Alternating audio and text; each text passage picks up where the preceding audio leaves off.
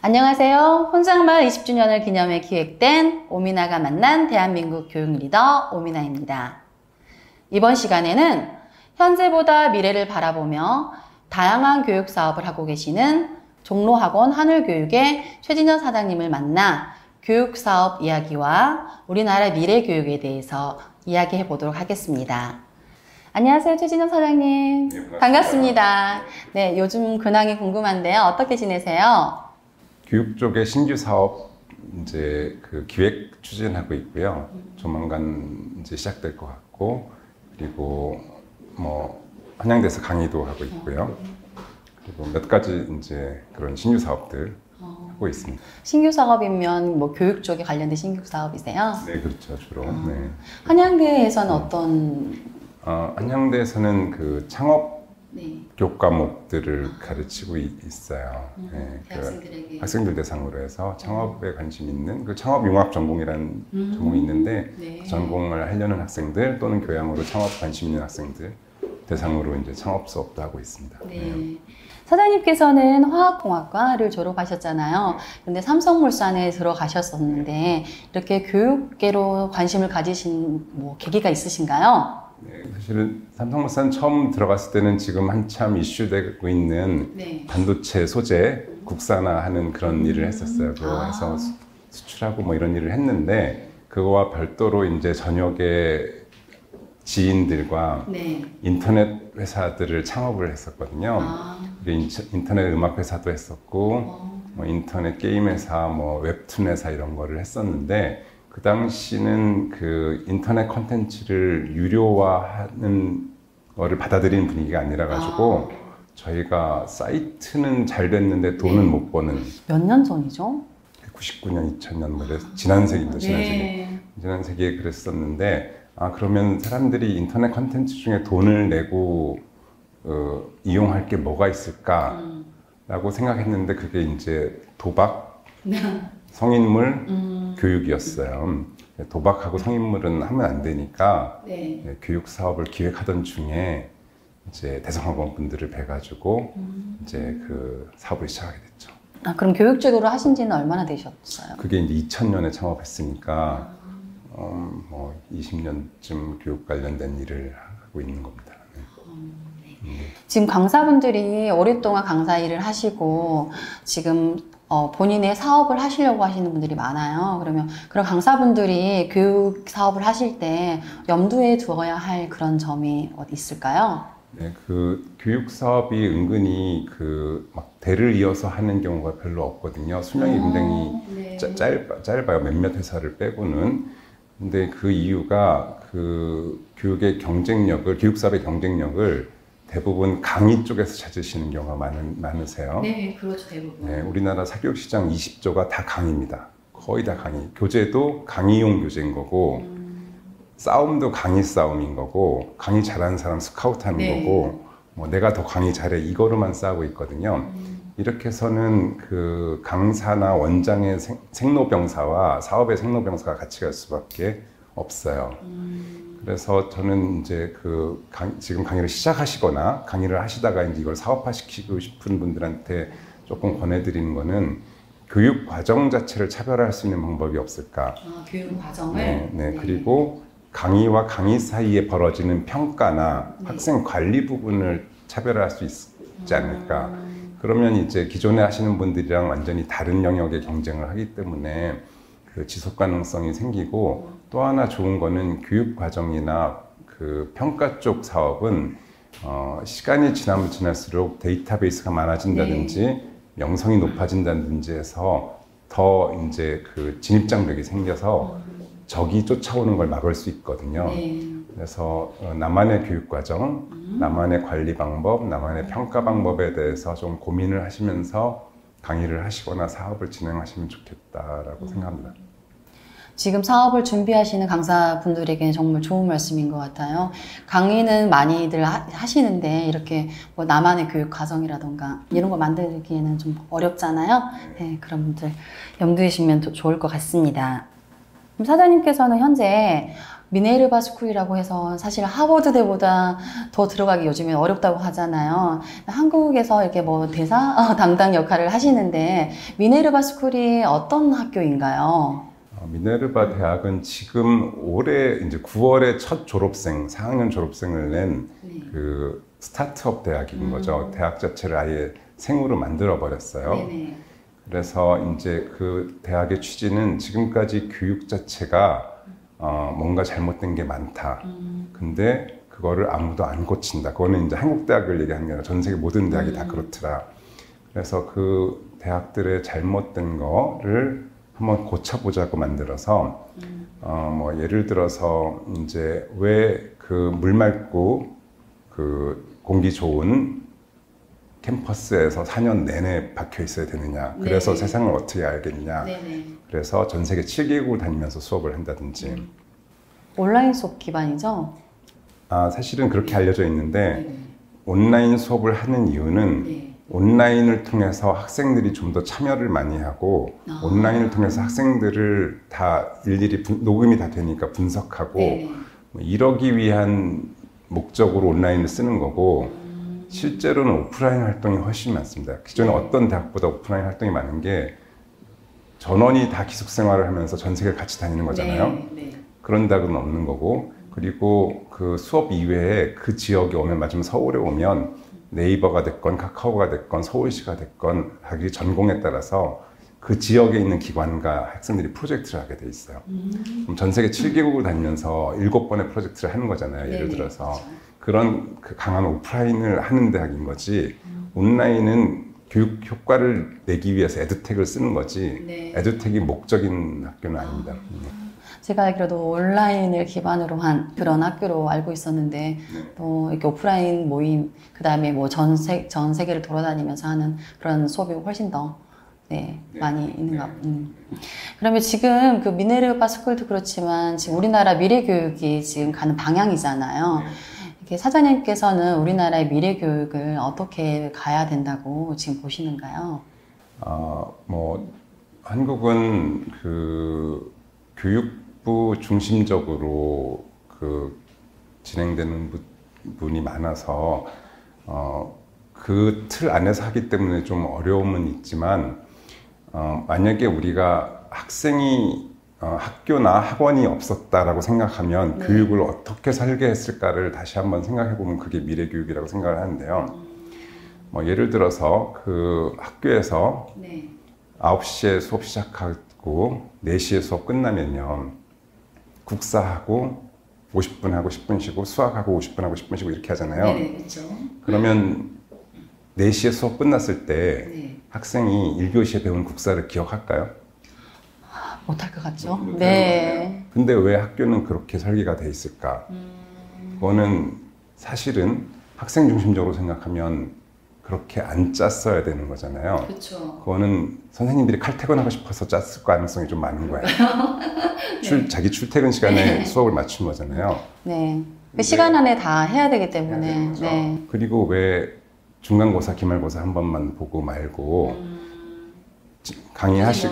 강의하시고 전교 1등이 고개 끄덕끄덕하면 진도 나가고 딴 애들은 몰라도 그냥 진도 나가고 이렇게 하는 게 맞는 건지 우리가 뷔페 식당에 가면 많이 먹는 사람이 얄미운 고객이잖아요. 그렇죠. 근데 학교는 많이 먹어서 전부 A 맞은 애는 가격을 깎아주고 전부 C 맞은 애는 혼나고 뭐 이렇게 돼 있잖아요.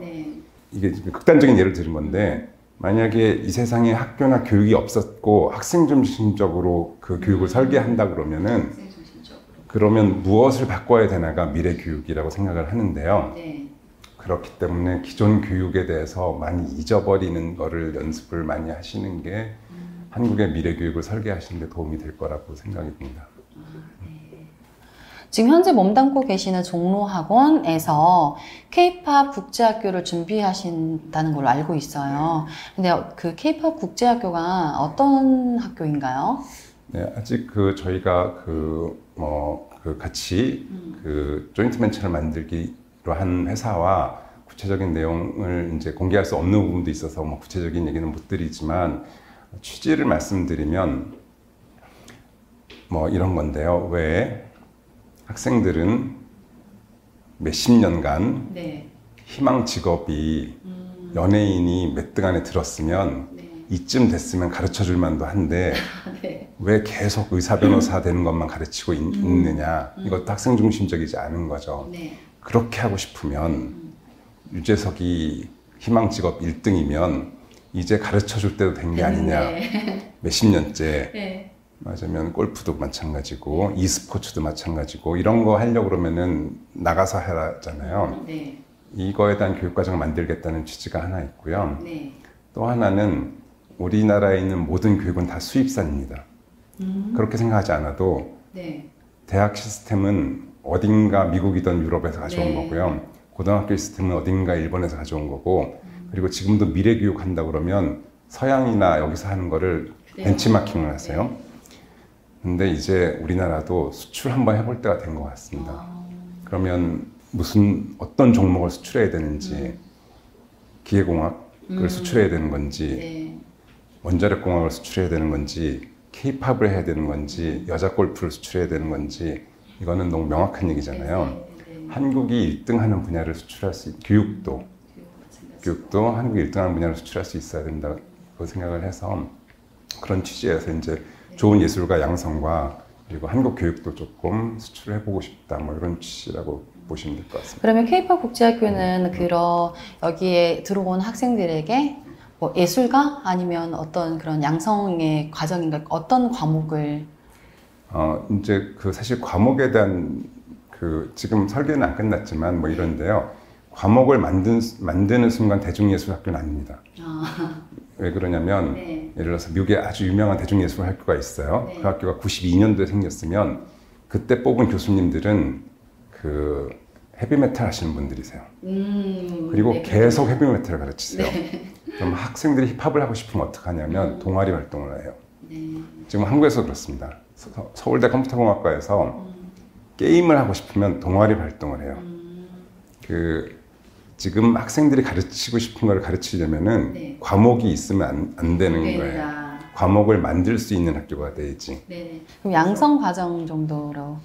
네, 그러니까 학생들이 원하는 거를 원하는 걸 지가 가르치고 싶은 걸 가르치는 게 아니라 네. 배우고 싶은 걸 가르치는 거랑 그리고 새로운 음악 장르를 만들 수 있는 학생을 만들어 보자라는 거가 이제 조금 큰 그림인데 구체적으로는 어떻게 될지 모르겠지만 그렇습니다. 현재 우리나라에서도 에듀테크에 관련된 교육이 많이 나오고 있는데요. 또 교수님이시고 그다음에 지금 에듀테크에 굉장히 관심이 많으시더라고요. 어떻게 이 에듀테크가 우리나라 미래 교육에 같이 융합이 잘 됐으면 하시는지 의견이 있으세요? 에듀텍이 네. 무엇을 할 수 있는지를 교육하시는 분들이 이해를 먼저 했으면 좋겠는데요. 네. 에듀텍은 선생님을 대체하는 부분도 있을 텐데 선생님의 잡일을 해결해 주는 부분도 있는 거거든요. 예를 들어서 이게 좋은 이론인지 모르겠지만 에빙하우스의 망각곡선이라 그러면 네. 무엇을 외우고 하루 뒤에 또 외우고 일주일 뒤에 또 외우고 6개월 뒤에 또 외우면 장기 기억 장치에 간다잖아요. 네. 그럼 한 선생님이 100명을 가르칠 때 모든 학생을 쫓아다니면서 열흘 뒤에 나타나서 그거 외웠니? 한 달 뒤에 나타나서 그거 외웠니? 이렇게 할 수 없잖아요. 네. 근데 에듀텍이 들어오면 메시지로 날아갈 수도 있는 거고 네. 그런 교육공학적으로 증명된 많은 좋은 교육 방법들 중에 인력으로 할 수 없었던 많은 것들을 기계가 할 수 있는 또는 소프트웨어가 할 수 있는 것들이잖아요. 그래서 에듀텍이 뭘 할 수 있는지를 고민을 하시면 학생들한테 더 많은 교육 효과를 줄 수가 있는 게 있거든요.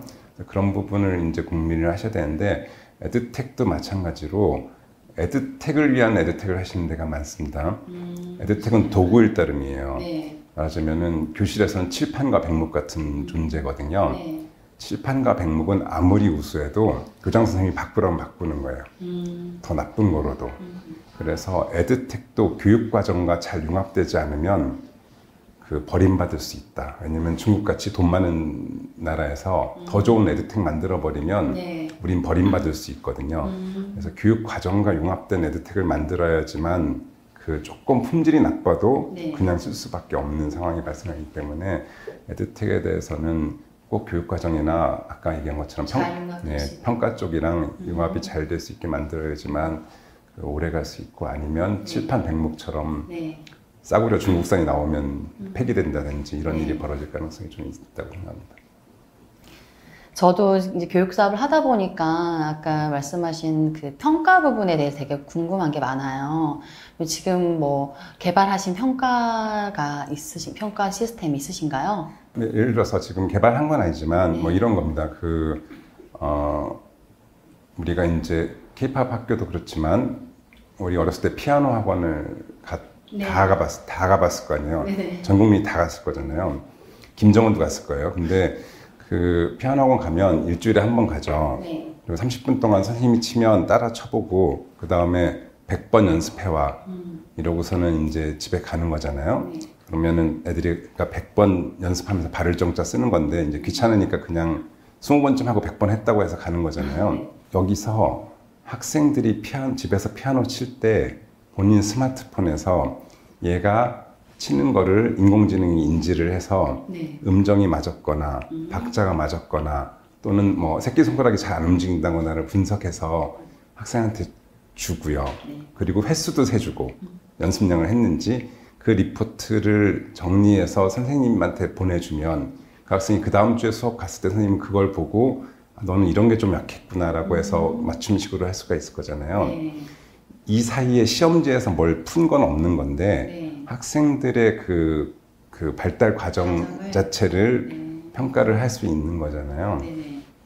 이게 그 피아노뿐만이 아니라 영어가 됐건 모든 과목에 있어서 다 적용할 수 있는 요소들이 있는 거거든요. 그래서 그런 부분에 대해서 이제 그 에듀텍을 평가에 좀 도입하면 좋고 특히 이제 자연어 처리 같은 게 좀 잘 되면 이미 미국은 학생이 쓴 에세이를 네.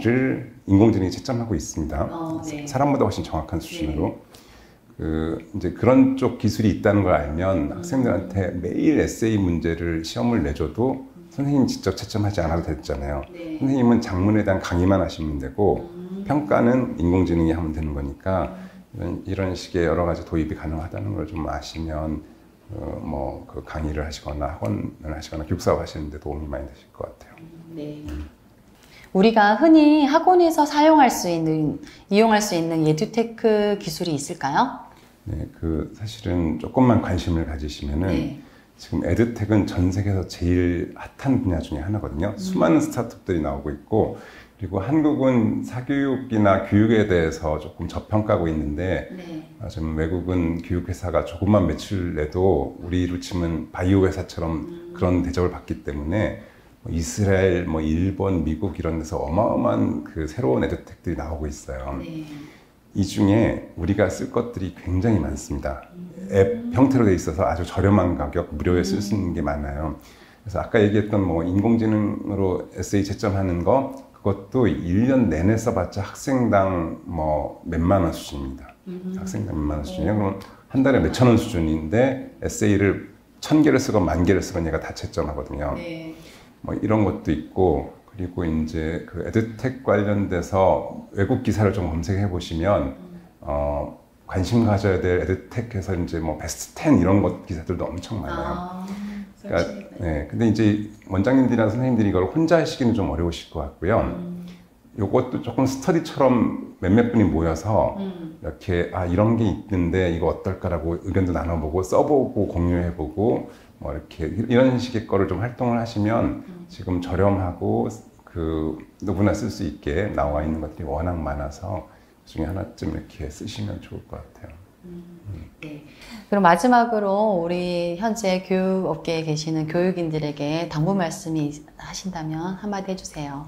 제가 회사 대표였을 때 우리 직원분들한테 제일 어려웠던 부분이 뭐냐면 이분들이 항상 약간 패배의식이 있으세요. 왜냐면 회사는 계속 흑자고 회사는 계속 커지는데도 불구하고 외부에서 사교육보다 보는 시선 때문에 네, 어디 가서 나는 모의고사를 만들고 있습니다. 뭐 이렇게 너무 자랑스러워 이런 얘기를 못 하시는 상황이거든요. 근데 그 사실은 이게 우리나라만 좀 그런 시선이 있는 거고요. 그 외국에서는 아주 그 교육하는 거에 대해서는 가치도 많이 주고 그리고 의미 있는 일이라고 생각하고 그리고 교육 시장은 지금보다 훨씬 더 많이 커질 거예요. 그래서 좀 자긍심을 가지고 하셨으면 좋겠다는 거 하나랑 또 하나는 교육 시장은 지금보다 5배, 10배로 커질 텐데 네. 지금 하는 교육 사업이랑 모양이 다를 거예요. 그래서 지금 하는 교육이 아닌 다른 방향의 교육으로 전환을 하는 거를 좀 염두에 두셨으면 좋겠다라고 말씀드리고 싶어요. 네, 마지막 말씀 감사드립니다. 감사합니다. 네, 고맙습니다.